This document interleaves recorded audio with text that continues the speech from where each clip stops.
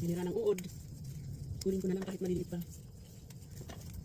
Kaysa kainin ng uod ulit.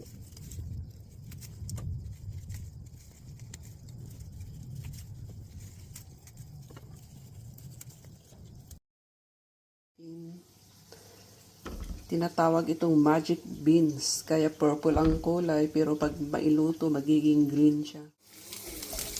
Ganito kasi ang gusto kong luto ng beans. Tapos lagyan ko ng soy sauce mamaya para magiging adobo. Ayan. See?